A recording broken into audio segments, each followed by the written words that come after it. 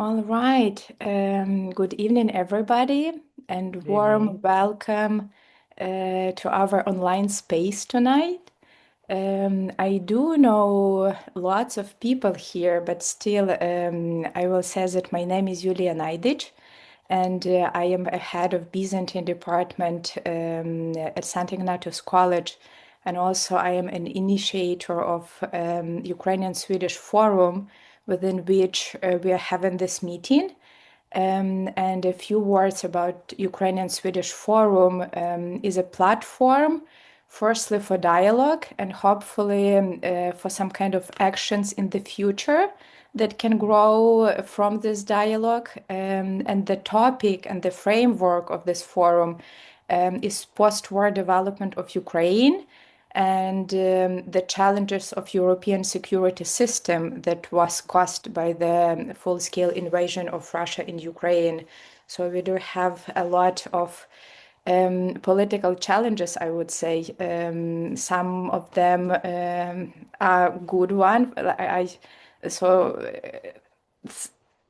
the good news that the Hungary decided to go in more democratic direction. So there is It's still reason you want to say that is reason. yeah. So we still have more hope that it would be if the results of election would be different. So yeah. And the idea behind the forum is to have two types of spaces. We call it brave space and safe space. And the brave space is intellectual discussions on understanding the past, that actually is like to understand and to analyze the reasons and conditions that caused the Russian war in Ukraine. It is from one hand, and from the other hand, we will try to imagine the future and to build a shared Ukrainian-European horizon. That is actually a big task for both, I would say, Ukrainian society and European society as well. And the part of safe space is a space to work with the present moment, I would say, because it is their community building practices and supporting practices for the Ukrainians here in Sweden, physically, mostly in Södertälje, where Sankt Ignatios College is situated, and also in Stockholm. So, yeah, if you know any people from a Ukrainian diaspora in this place, so you can share the word. But this online space tonight is the part of a brave space because we will work with the past. And today is the second meeting. So the first meeting was within the forum was a month ago, and together with the Dean of St. Ignatius, Michael Yelm, we were analyzing the idea and the development of ideology of Ruski Mir and how it influenced on the political behavior of Russia today. And today we also are working with the past, but with a different space. So like we are moving from more closely to the west, like in general, and we are moving from Moscow to Kyiv, I would say. So today's meeting is dedicated to the Kyivan Theological tradition and Kyiv Theological School, its development and unique features, and how can we interpret that, and what does it mean actually for the interpretation and for the understanding of modern Orthodoxy. And we will do it together with Danylo Leleko, a theologian and philosopher who right now is based in Kyiv. And Danilo also has focus on his academic research on modern theology, and he also translate some works of modern theologians. And I'm also happy to call Danilo my friend. So we did know, and we were collaborating in different projects and different communities, like I would say. So yeah, it is the framework. Technically, we will have around 45 and 50 minutes of the lecture by Danylo, and afterwards we will have a discussion. So if you have any question, you can just either write it down on the chat, or you can write it down somewhere, I don't know, on your computer, on your paper, if you old school tradition of writing as me, because I do like to write by pen and with my hand, and then we will have discussion. So yeah, it is all from my side. Yeah, glad to say that Danylo, the floor is yours. Thank you. First of all, happy Easter. Christ is risen. Hungary is risen also, as we know. Well, I'm also very grateful for the invitation to speak before such a distinguished audience. And it's also, I'm also happy to see lots of old friends in this audience. And well, it's a really great pleasure and honor for me. But okay, let me turn now to the subject of my talk. Well, I think that researchers who work on Ukrainian topics tend to focus on recent political and church events in Ukraine, and especially on the religious dimension of Russia's war against Ukraine. But today, however, I want to offer a little bit different perspective on the presence of Ukraine in, let's say, theological landscape or modern Orthodox theological landscape. I will speak about the significance of the Ukrainian theological tradition for current debates in Orthodox theology. And well, my reason is quite simple. Neither in international theological circles nor even among Ukrainian scholars, there is no proper discussion of what the Ukrainian theological heritage actually is and to why it really matters. And so there's one really important qualification about my talk today. I will not cover, of course, the whole Ukrainian tradition. That's quite obvious, also because of the format of our today conversation. But rather, I will focus on what is arguably its, in some sense, maybe most important period. I mean, the Kyivan theological tradition of 16th, 17th, and 18th centuries. And well, I have chosen this period because it played a special role in Orthodox theology in the 20th century. But I will come to that shortly. And now let me begin with the question of why this tradition, Kyivan theological tradition, deserves fresh attention right now. I mean, at the beginning of the 21st century. So, few general words about, again, modern Orthodox theological context. One of the most striking features of Orthodox theology today is the critical re-examination, and in many cases, the outright rejection of the so-called Neo-Patristic Synthesis. This paradigm dominated Orthodox thought throughout the second half of the 20th century, and, well, in fact, contemporary theologians point to several serious weaknesses. First, almost all Neo-Patristic theologians shared a strong anti-Western attitude, or even anti-Western sentiment. This often took the form of constructing a simplified image of the heretic West, and that served as the main theological opponent for modern Orthodox theologians. And opposing the West frequently became the starting point for Orthodox theology itself in many cases. But paradoxically, at the same time, these same theologians freely borrowed from modern Western philosophy, existentialism and personalism above all, while framing everything within its and paradoxical anti-Western narrative. Well, that's really interesting, but that's to another discussion. And second, neo-patristic theology tended to construct also an idealized pure patristic tradition and to treat the agreement of the church fathers, especially Greek church fathers, also known as consensus patrum, as a kind of absolute standard. This often meant ignoring real differences, disagreements, and contradictions between patristic writers. And in fact, it produced something like a patristic fundamentalism, not unlike, in fact, Protestant biblical fundamentalism or the principle of sola scriptura as such. And third, this anti-Western isolation left Orthodox theology with no real voice in Western intellectual debates, not only theological, but also philosophical, cultural, maybe. And fourth, it left Orthodox theology largely silent on the questions of modern politics and society. But I think that many theologians today regard these problems as largely overcome. There is a renewed interest in Western theology, both patristic, medieval, and also modern Western theology.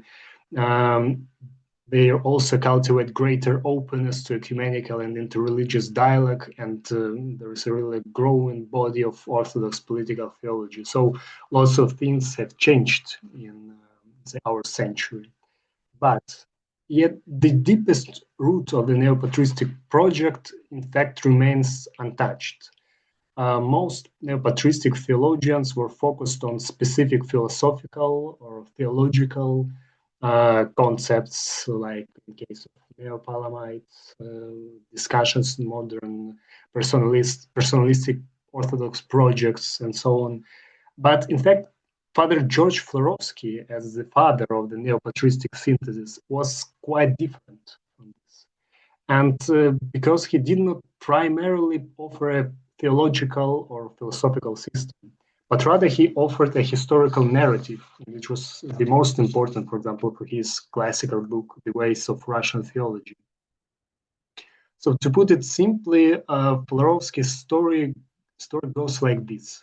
From the early modern period onward, Orthodox thought underwent a pseudomorphosis, that is an internal distortion caused by what he called a Western captivity or a Babylonian captivity. And this captivity came from the influence of both Catholic and Protestant theology.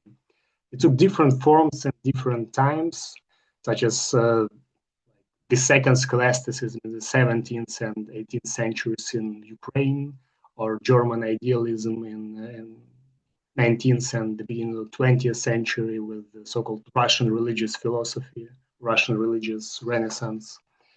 But for Florovsky, the decisive moment in this story was the Kyivan theological tradition of 16th through 18th century. It was Kyiv, in his view, that first introduced the Western spirit into what had previously been an authentic patristic Orthodox theology. And so his call for a return to the fathers was meant to undo this damage and restore this authentic Orthodox patristic theology with genuine roots. And to evaluate these quite strong claims and classic claims, for example, from Florovsky, I'd like to propose you to have a look at the historical material itself. I mean, the history of Kyivan theological tradition and its general place in the broader picture of Eastern Orthodox Church, at least from Florovsky's perspective. So Florovsky pays particular attention to what he calls, as I said before, Babylonian captivity of Kyivan Orthodoxy under the Polish-Lithuanian Commonwealth, also known as Rzeczpospolita. In his view, Orthodox thinkers of the time adopted this style and also concerns of Catholic theology, even though their stated goal was to defend Orthodoxy. And the most important figure of this period was Saint Petromohyla. And Florovsky describes Mohyla as quite enigmatic and even ambiguous person in the history of Orthodox theology.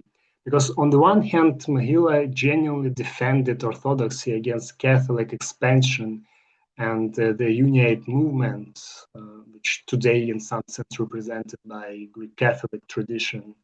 There see say, Brest Union as a kind of general heritage of this tradition, but also tradition of Kyivan metropolis. But on the other hand, the main weapon Mahila, used in that defense was Catholic theology itself, and most importantly, the spirit of Catholicism that Kyivan Orthodoxy absorbed in the process. And here, I think to understand the, say, expansion of this Babylonian captivity from Kyivan tradition to general Eastern European and even Russian contexts, the political context is quite important here. The early modern Ukrainian Cossack state gradually moved closer to Moscovia in the 17th century. And the first major political turning point was the Pereyaslav Council of 1654, when Hetman Bogdan Khmelnytsky, the head of this Cossack early modern Ukrainian state, acknowledged the suzerainty of Muscovite Tsar over early modern Ukrainian state. And over the following century, this Ukrainian state and also its church was slowly absorbed by Russian Empire. But the key ecclesiastical date here, however, is 1686, the year the Kiev Metropolitanate, previously under the Patriarch of Constantinople, was transferred to the Moscow Patriarchate.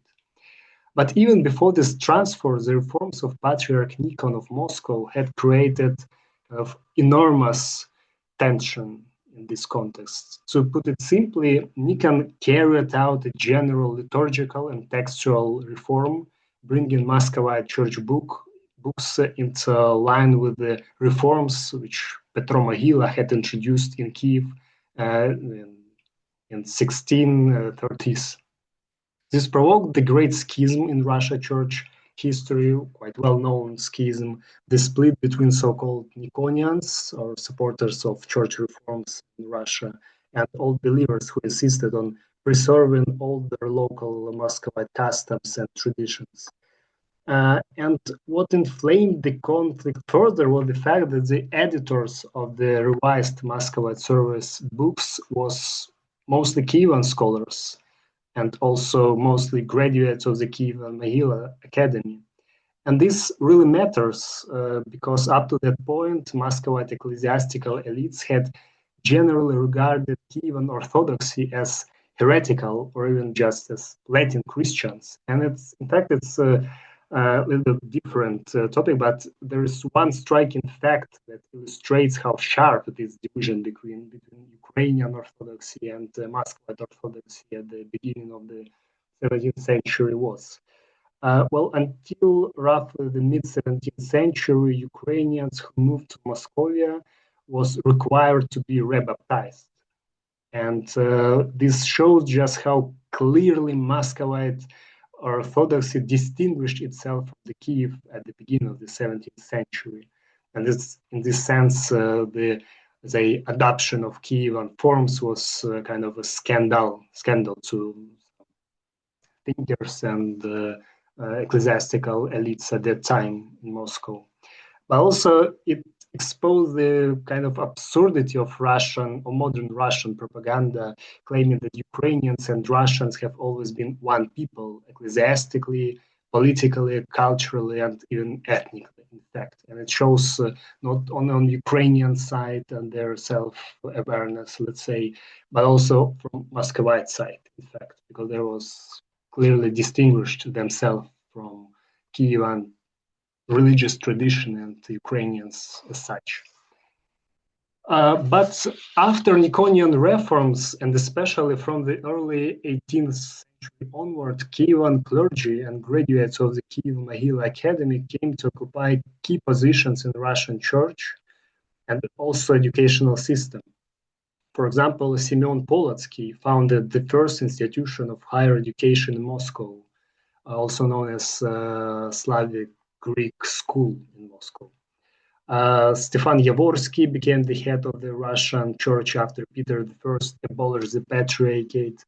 Dmitro Rostovsky, also known as Danylo Tuptalo, served as Bishop of Rostov and also was one of really important theological figures of that time, Russia, and author of maybe one of the major, say, hagiography books in that time. Also, there is case, for example, of Ioan Maximovich, who became Bishop of Tobolsk and all Siberia. But in fact, examples like this could be multiplied. But maybe the most vivid case of this, let's say, Ukrainian expansion in Russian ecclesiastical landscape is, of course, Feofan Prokopovich, who was a leading Kyivan and general Ukrainian theologian who became the dean of the Kyiv-Mohyla Academy at the beginning of the 18th century. Then he was a bishop of Novgorod, and also one of the Peter I's closest allies. And he even actively promoted the religious significance of the emperor's role, going so far as to compare Peter to the Emperor Constantine. But in general, for Florovsky, this growing influence of Ukrainian theology and Ukrainian intellectuals ultimately led to the Westernization of Russian, not only theological, but even cultural life as a whole. The uncritical adoption of Western forms, first scholasticism, in Kyivan case, later German idealism, in case of Russian religious philosophy, set a kind of trajectory for what he called the Babylonian captivity of Russian thought. From the Kyiv-Mohyla scholastic tradition to sociology of the late 19th and early 20th century, Orthodox theology remained dependent on Western thought, not just in form, but in its inner content. But, well, finishing this kind of historical narrative, I like to say that the first obvious weakness in Florovsky's account is like this, because he never really engages with the actual theology of Kyivan tradition. He does not carefully analyze specific theologians or trace specific Western influences in detail. Instead, he simply repeats charges like this theologian used the term transubstantiation, the other one accepted the Immaculate Conception, another read the Greek fathers only in Latin translations, and so on. And he even described the biographies and even personalities or even psychologies, let's say, of these figures of that time, and especially Mohyla, but never seriously examines their ideas. In short, we can say that the historical material is being made to fit kind of the predetermined interpretive scheme for this history of this tradition. And well, in fact, several contemporary scholars of Florovsky have pointed out that this scheme does not even have a purely theological origin. It comes from politics and the philosophy of history, specifically from Florovsky's early involvement in the Eurasianist movement. Paul Havreluk has demonstrated this well in his brilliant study of the father of the Neo-Patristics, I mean, George Florovsky. And in his, first years of Florovsky emigration, he was one of the founder of Eurasianism, together with Nikolai Trubetskoy, for example, or Pyotr Savitsky. He was also a main contributor to the early Eurasianist anthologies like Exodus to the East, On the Path, and Russia and Latins. The Eurasianists continued the anti-Western tradition of early Slavophilism, but went even further. They claimed that Russia's authentic civilizational identity lay not only in Byzantium, but also in its connection to Asian cultures, including the Mongol political heritage. And in some sense, the most important thing in Eastern Christianity was its Eastern part, let's say, not its theological content. And the West, in their view, was essentially alien to Russia. And crucial, it was in Eurasianist circles that Florovsky also absorbed his anti-Ukrainian outlook. It was also interesting that Florovsky, in fact, have Ukrainian origin. He was born in modern-day Kropivnitsky and also he had his first philosophical studies in Odessa University in southern Ukraine. But nonetheless, in his philosophical and theological studies, he really adopts anti-Ukrainian outlook of Eurasianist. So the Kyivan tradition in Eurasianist thinking was the primary source of the Westernization of Russia, and that had corrupted this authentic Russian or even Eurasian civilization of both Russia and the Asian part of Russia also. And also, as Gavriluk shows, even after Florovsky broke with Eurasianism in the late 1920s, this anti-Western and also anti-Ukrainian element, as a kind of bond in this scheme, remained central to his thinking. It became the foundation of his account of the Babylonian captivity in, again, his classical The Ways of Russian Theology. And even Florovsky in this work himself cites Trubetskoy directly in the book, quote, "The culture that has been living and developing in Russia since the time of Peter is the organic and immediate continuation not of Muscovite, but of Kyivan, Ukrainian culture," unquote. But so the key difference between Florovsky and the Eurasianist is simply this. When Trubetskoy spoke of Eurasian civilization, Florovsky substituted patristic Christian Hellenism. Where Eurasianists had a civilizational goal, Florovsky had a theological one. But the underlying logic and the role of assigned to Kiev as a source of, let's say, theological or even civilizational corruption remains the same. The influence of this framework, Eurasian framework of understanding of the history of the Eastern Orthodox Church, can hardly be overstated. The Neo-Patristic Synthesis dominated Orthodox thought for decades, both in Russian diaspora and in traditional Orthodox countries, especially in Greece. And the Greek theologian Christos Yanaras, for instance, applied Florovsky's scheme almost directly in his book Orthodoxy and the West. But also another modern Greek Orthodox theologian, Pantelis Kalaitsidis, I think is known for lots of us,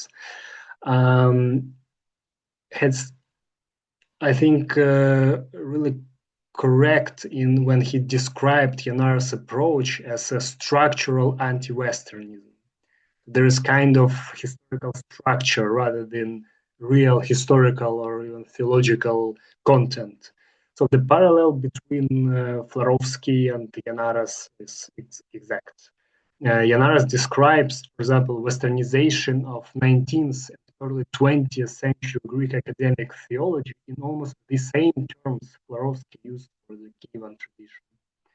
So to summarize this Florovsky block, we can say that Florovsky's main goal in the Ways of Russian Theology was not to give a fair account of Kyivan tradition's place in the history of Orthodox theology, but rather his goal was to fit Kiev into Eurasianist story about the loss and recovery of an authentic civilizational core.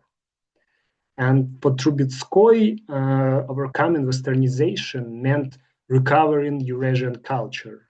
For Florovsky, overcoming Westernization meant recovering patristic Orthodox theology. And well, the role of Ukraine as a villain in the story is the same in both cases. However, as it was stated in case of, for example, the book of Paul Gavriluk, contemporary scholars have now exposed this kind of, in fact, Eurasian captivity in Florovsky's historical narrative. But this, in fact, raises a new and, in fact, urgent question for Orthodox theologians and also Ukrainian theologians and Ukrainian researchers.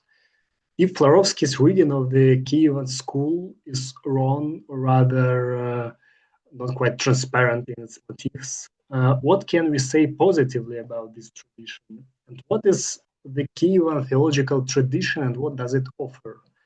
So, well, contemporary scholarships, especially Ukrainian scholarships, has enriched our understanding of this period historically, culturally, artistically, and even philosophically, because there is a strong school of the study of Kyivan philosophy, as such, and maybe less theology, because in some sense, because the study of theology in Kyivan Academy was rather late in comparison with philosophy, but nonetheless. Theological content of this tradition to a large degree still unexplored. And in the second block of my talk, I'd like to present not kind of comprehensive account of Kyivan tradition. I'd rather want to do instead to look at two specific themes from this tradition. And in my view, once we remove this lens of neo-patristic structural anti-Westernism, these themes take on a new and positive significance for contemporary Orthodox theology. So, first of all, let me begin with perhaps the most well-known element of the supposed Western influence on the Kyivan tradition. I mean, its use of scholasticism, and more specifically, the second scholasticism that developed in Catholic theology during the Counter-Reformation period. Well, it's like a commonplace, I think, that many contemporary Orthodox theologians treat scholasticism not merely as a method or a form of argumentation, but in fact as something essentially Western, at the very content of Western medieval thought as such. Maybe for Catholic thought, nowadays there are like kind of marginal but still existing perspective on it. And this contrast, scholastic West against mystical East, is quite widely assumed. It is actually a fairly recent construction. It was invented by, again, the 20th century Slavophiles as a way of sharpening their own Orthodox identity by defining it against an Catholic or general Western opponent. It was then passed on through Russian religious philosophy and eventually in the Neo-Patristic Synthesis. Well, of course, it's necessary to say that the criticism of scholasticism is not quite unique to Orthodox theology, even to theology as such. In some sense, modernity as a whole has been built in large part on various critiques of medieval scholastic thought, from, for example, Bacon's early attacks on Aristotelian metaphysics, his proposal of empirical philosophy as kind of alternative to this metaphysics, to late modern Heideggerian charge that medieval theology was guilty of kind of ontotheology. And even within Western theology, in fact, the criticism of scholasticism goes back at least to the Renaissance and especially to the Reformation. Well, what is distinctive, in fact, about the Orthodox reception of this critique, however, is that they were not only used to make a kind of theological point about specific doctrines or methods, approaches, but they were frequently used primarily as a marker of identity, another way of saying we are not the West. And this is exactly what Florovsky does when he criticized Kyivan tradition for adopting scholastic categories, like in case of Sylvester Kosiev or Yaniki Galetovsky, who used scholastic categories not only in, let's say, philosophical theology, but also in liturgical theology and even in some sense in Eucharistic theology. They adopted categories, for example, very frequently, categories of matter and form, which is traditional Aristotelian, and many others. But I think that there is a significant problem with this line of criticism, assuming that Kyivan theologians would just recepted kind of Western way of thinking, and in this sense leads to kind of pseudomorphosis of authentic patristic thinking. Well, Florovsky draws a sharp contrast between the original patristic Hellenistic Christian Hellenism and inauthentic scholasticism of the medieval and early modern periods. But very interesting that modern Orthodox theologian from Ukraine, by the way, also very renowned for lots of us, Cyril Havarun, has pointed out that the patristic theology, for patristic theology, scholasticism was kind of not a foreign imposition on patristic theology, but rather, in fact, foundational part of it. The 4th century Trinitarian theology that gave us the terms hypostasis and ousia was built directly on Aristotelian and Porphyrian philosophical synthesis, just based on a connection of metaphysics and dialectics, which is what general, let's say, approach for different Neoplatonic schools of late antiquity. And in some sense, this was never a secret for patristic studies, in fact. And also, Havarun makes an even sharper observation. What actually constitutes pseudomorphosis, if we accept, for example, this neo-patristic perspective, is not the Kyivan use of scholastic categories, which in fact have deep roots in patristic thinking. But we can say that the modern Orthodox, for example, existentialist and even personalist approaches to Trinitarian theology can be understood as Western captivity and kind of pseudomorphosis, because they use something really modern and Western instead of more traditional and classical scholastic categories and conceptions with something like an Eastern scholasticism. But there is also one of the brightest examples of, for example, John of Damascus, whose Dialectica is itself a prime specimen of Eastern patristic scholasticism. And it's also widely recognized that John's On the Orthodox Faith, translated into Latin at the beginning of the 2nd millennium, directly influenced the rise of Western medieval scholasticism. And in some sense, we can say that Eastern patristics thought, in other words, was a major source of Western scholasticism, not its opposite. And so this conclusion is quite clear. When Kyivan theologians use scholastic tools, they were not simply copying something absolutely alien or extrinsic to Eastern Christian thinking. They were, in certain sense, returning to an older Eastern tradition that had been shared by both East and West, and of which the East was, in fact, the original source. So the idea about this scholastic captivity as something as essentially non-orthodox is generally wrong perspective. But also the second theme which I'd like to present today is Mariology, and especially the teaching of Immaculate Conception in Kyivan tradition. Well, in general, Mariology is, in my view, one of the most neglected dimensions of the Kyivan tradition. It tends to be overlooked whenever scholars try to assess the theology of this period. So, in Florovsky narrative, the widespread use of this doctrine by Kyivan theologians is probably the clearest proof of their Western captivity. Perhaps for that very reason, he does not discuss it in much details. In any case, after Pope Pius formally defined this dogma in 1854, its rejection, alongside the older polemics against, for example, Leleko or authority of Roman bishop, became a kind of cornerstone of Orthodox anti-Catholic polemics.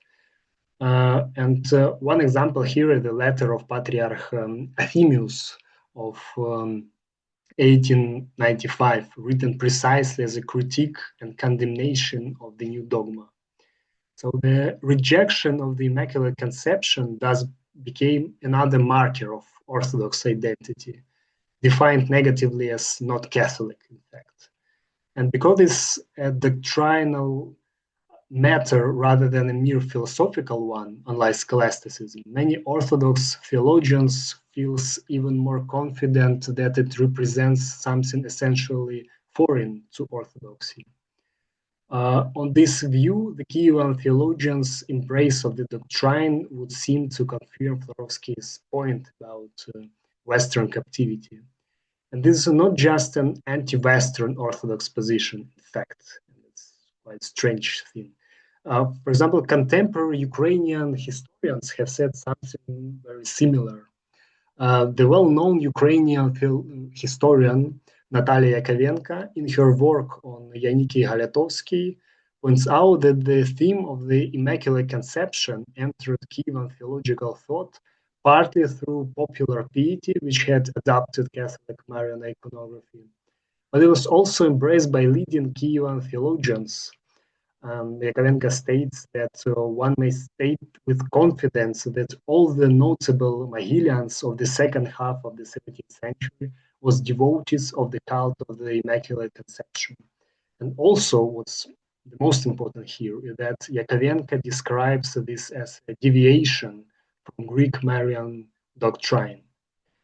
But I think that the vital maybe contribution to this topic here is the case of the Orthodox theologian Lev Gillet, addressed this directly in his article, The Immaculate Conception and the Orthodox Church. He shows that the sharp division between Catholic and Orthodox positions on this question is actually quite new and not well grounded in the history of Orthodox theology itself. He also turns to the sermons and the homilies of well-known patristic or generally Byzantine authors, such as Patriarch Photius or Euphemius, Patriarch of Constantinople, and even Gregory Palamas, who was one of the most important theologians for Neo-Patristic theology, and finds in all of them something very close to the doctrine of the Immaculate Conception. Well, he presents really robust argumentation and lots of, let's say, patristic roots of his points, but I will just recommend you to read this article because I think I don't have enough time and opportunity to present it here.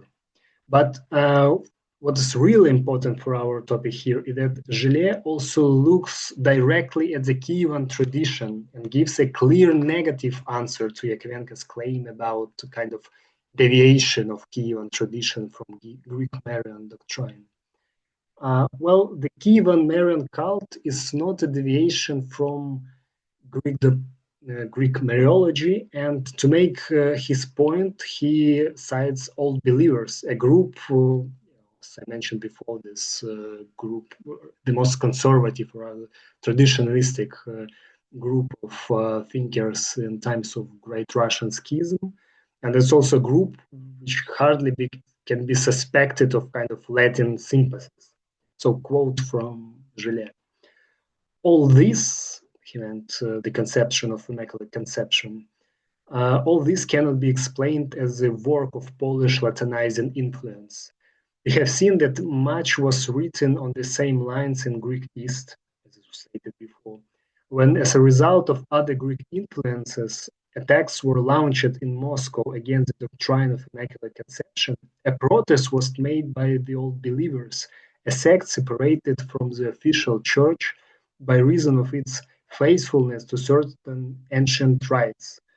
Again, in 1841, the Old Believers said in an official declaration that Mary has had no share in original sin. To all those who know how deeply the Old Believers are attached to the most ancient beliefs and traditions, their testimony has a very special significance. And also, there's interest in how he analyzes the reaction, or rather lack of reaction, of Russian theologians of the first part of the 19th century on this Catholic dogma of Immaculate Conception. So again, quote from Gillet. Finally, we should notice that the Roman definition of 1854 was not attacked by the most representative theologians of the time, such as Metropolitan Filaret of Moscow and also Makary Bulgakov. So even more clearly than in case of scholasticism, the Kyivan theology of the Immaculate Conception should not be read as a Western influence and kind of pseudomorphosis. It's better understood maybe in two ways. First, as a development of intuitions already present in authentic patristic and Byzantine tradition of the first Christian millennium, and second, as an example of how the imagined hard boundaries between East and West can be questioned on the basis of a common shared heritage, which was manifested in Kyivan tradition, in fact. However, I don't want to dismiss the concerns of a great number of modern Orthodox theologians who criticize the Western definition of the Immaculate Conception for being very doctrinal or too systematic. Those concerns are often well-founded, in fact. But following Lev Gillet, the opposite move, treating any affirmation of this doctrine as a purely Western distortion, is equally artificial and historically inaccurate. So both of these cases, scholasticism and the Immaculate Conception, is maybe one of the brightest markers of Kyivan tradition, reveals something maybe paradoxical. What is often labeled as a Western influence in the Kyivan tradition turns out on closer inspection to be a return to older, authentic Eastern form of thought. Because of this way we have mythologized church history, these older forms have become kind of strange even to Orthodox Christians themselves. And a renewed look at the Kyivan tradition can maybe restore that sense of maybe strangeness and help us see our own heritage with fresh eyes, liberated from these political or semi-political schemes of our common heritage between West and East. So everything I have presented here is, I think, of course, not a, again, comprehensive study of Kyivan theology and all possible perspectives and directions of it. My aim were quite modest, in fact. I just wanted to show what role Florovsky's historical narrative assigned to the Kyivan tradition and why that narrative is problematic. And then to take a first step, or rather just half of first step, toward looking at this tradition outside the framework of Neo-Patristic structural anti-Westernism, by pointing to two themes and what they might offer to us. And above all, the Kyivan tradition helps us to overcome the imagined sharp boundaries between what is Eastern and what is Western. Both in its use of scholasticism and its Mariology, this tradition shows not only a fruitful interaction of East and West, but something even more important. It expresses and develops a heritage shared by the whole of the first Christian millennium, before the division of later history. And what looked like Western influence, like scholastic thought, for example, turns out to be a kind of return, of course, in transformed Western form of something, in fact, originally Eastern. In the case of the Immaculate Conception, we may actually be looking at the preservation of a genuinely ancient Eastern tradition that has simply become unrecognizable to modern Orthodox eye. And in a time when the dominance of the neo-patristic paradigm is coming to an end, the rediscovery of the Kyivan theological heritage can do something more than restore historical justice, let's say, to Ukrainian theological tradition of especially 16th, 17th, and 18th centuries. But I think also it can help us to cultivate new creative possibilities for theological discussions today, and even to feel, in case of Orthodox theologians, in some sense, to feel at home in lots of fields which we considered before as properly Western, like scholasticism and Mariology, and maybe in some sense open new fields, let's say, for Orthodox investigation and the way we interact with so-called Western perspectives. So thank you for your attention. Yeah, thank you, I'll be Danylo. happy to answer some questions, critiques, comments. Yes, thank you, Danylo, for your lecture. I think it aligned with what we were starting to talk about the time, so that diversity can be challenging or can create some concerns. But here we can see that as an example of a Kyivan Theological School, that such kind of Babylonian captivity can be very fruitful and productive to not to stay only in one dimension, but to be in dialogue with different tradition, and as you said in the and to create space for creativity.